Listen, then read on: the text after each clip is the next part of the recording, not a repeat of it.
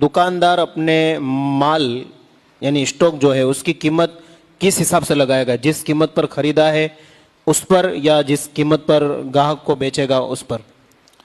देखें, जिस दुकान में जितना स्टॉक हो ज़कात में उसे भी गिनना पड़ता है, तो उसकी गिनती हमें रुपयों से निकालनी पड़ती है कि कितने रुपयों का माल हमारे पास स्टॉक पड़ा हुआ है, तो उतने की हमको ज़कात देनी पड़ती है। माल तिजारत पर ज़कात है।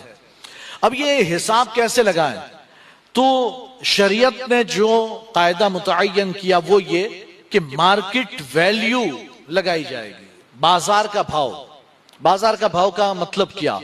मतलब ये कि ये मैं खरीदता हूं ना, ये बोतल अगर मैं खरीदता हूं तो मुझे 8 रुपए में पड़ती है, खरीदता हूं तो 8 रुपए में पड़ती है, और मैं उसे बेचता 10 रुपए में हूं।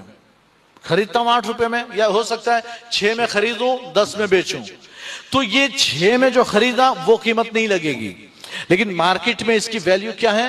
10 रुपया, तो इसकी कीमत 10 की लगेगी। आपके पास 1000 बोतल हो तो आप समझ जाएं कि आपके पास कितना 10, यानी कि 1000 बोतल हैं अगर आपके पास, तो हिसाब लगा लें, 10,000 हो गए, है ना। 10,000 बोतल तो लाख रुपए की हो गई, और ज्यादा है। सारा माल स्टॉक आप गिने कितना है, तो फिर आपका, अच्छा वो स्टॉक फिर आपके अकाउंट में जो कुछ है, बैंक बैलेंस में, आपकी तिजोरी में, घर में, जेब में, जो कुछ है आपकी मिल्कियत में, सब प्लस किया जाएगा, सब मिलाया जाएगा। अकाउंट में 5 लाख है और ये माल 1.5 लाख का, तो 5 और 6 और 6.5 लाख हो गए, तो अब 6.5 लाख पर ज़कात देनी होगी।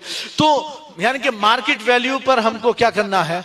ज़कात देनी है। अब एक बंदा होलसेलर है ना, होलसेलर, उसकी दुकान होलसेल की, और एक है रिटेलर, तो उसका दोनों का भाव अलग चलेगा।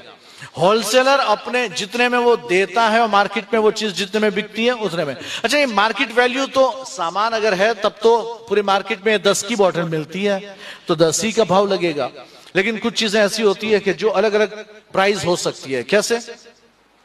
मिसाल के तौर पर आपके पास बेचने की गाड़ियां हैं, आपके पास बेचने की, या फ्लैट हैं, आप चले फ्लैट ले ले, आपके पास बेचने की गाड़ियां या फ्लैट्स हैं, तो अब ये फ्लैट्स और गाड़ियां आपने खरीदी कितने में?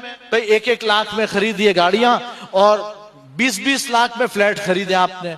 अब 20 लाख में खरीदकर आपने ये सोचा है कि 22 लाख तक मैं बेचूंगा, या 25 लाख तक मैं बेचूंगा, 25 में बेचने का आपने सोचा है, तो ये उसकी कीमत नहीं है कि आपको 25 लाख पर ज़कात देनी पड़ेगी, नहीं, बल्कि आप देखें किसी माहिर को बुलाएं, जो लोग ये काम करते बुलाएं,